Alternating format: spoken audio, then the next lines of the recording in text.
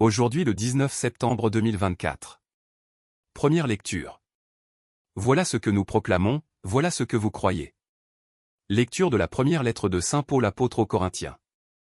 Frères, je vous rappelle la bonne nouvelle que je vous ai annoncée. Cet évangile, vous l'avez reçu. C'est en lui que vous tenez bon. C'est par lui que vous serez sauvés. Si vous le gardez tel que je vous l'ai annoncé. Autrement, c'est pour rien que vous êtes devenus croyants. Avant tout, je vous ai transmis ceci, que j'ai moi-même reçu. Le Christ est mort pour nos péchés, conformément aux Écritures. Et il fut mis au tombeau. Il est ressuscité le troisième jour, conformément aux Écritures. Il est apparu à Pierre, puis aux 12. Ensuite il est apparu à plus de 500 frères à la fois. La plupart sont encore vivants. Et quelques-uns sont endormis dans la mort. Ensuite il est apparu à Jacques, puis à tous les apôtres. Et en tout dernier lieu, il est même apparu à l'avorton que je suis. Car moi, je suis le plus petit des apôtres.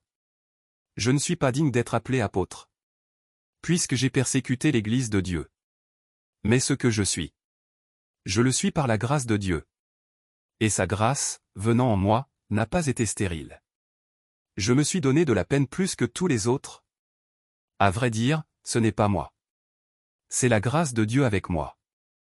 Bref, qu'il s'agisse de moi ou des autres. Voilà ce que nous proclamons. Voilà ce que vous croyez.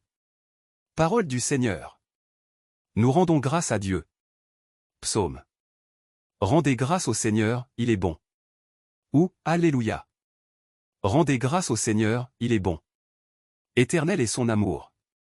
Oui, que le dise Israël. Éternel est son amour. Le bras du Seigneur se lève. Le bras du Seigneur est fort. Non, je ne mourrai pas, je vivrai. Pour annoncer les actions du Seigneur. Tu es mon Dieu, je te rends grâce. Mon Dieu, je t'exalte. Je te rends grâce car tu m'as exaucé. Tu es pour moi le salut. Évangile. Ses péchés, ses nombreux péchés, sont pardonnés, puisqu'elle a montré beaucoup d'amour. Alléluia. Alléluia. Venez à moi, vous tous qui peinez.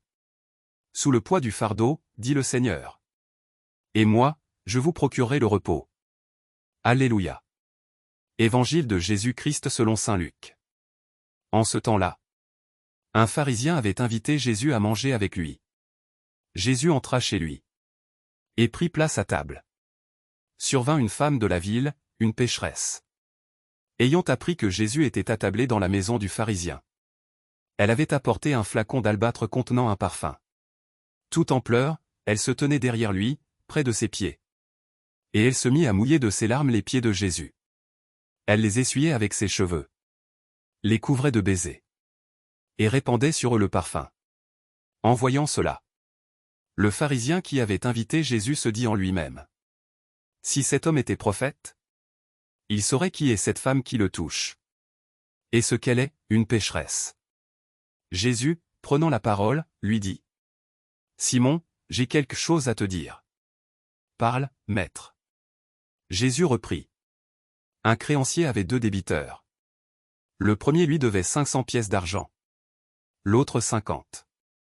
Comme ni l'un ni l'autre ne pouvaient les lui rembourser, il en fit grâce à tous 2. Lequel des 2 l'aimera davantage? Simon répondit: Je suppose que c'est celui à qui on a fait grâce de la plus grande dette. Tu as raison, lui dit Jésus. Il se tourna vers la femme et dit à Simon: Tu vois cette femme? Je suis entré dans ta maison. Et tu ne m'as pas versé de l'eau sur les pieds. Elle les a mouillés de ses larmes. Et essuyés avec ses cheveux. Tu ne m'as pas embrassé. Elle, depuis qu'elle est entrée, n'a pas cessé d'embrasser mes pieds. Tu n'as pas fait d'onction sur ma tête? Elle a répandu du parfum sur mes pieds. Voilà pourquoi je te le dis. Ses péchés, ses nombreux péchés, sont pardonnés, puisqu'elle a montré beaucoup d'amour. Mais celui à qui on pardonne peu montre peu d'amour. Il dit alors à la femme: Tes péchés sont pardonnés. Les convives se mirent à dire en eux-mêmes: Qui est cet homme qui va jusqu'à pardonner les péchés?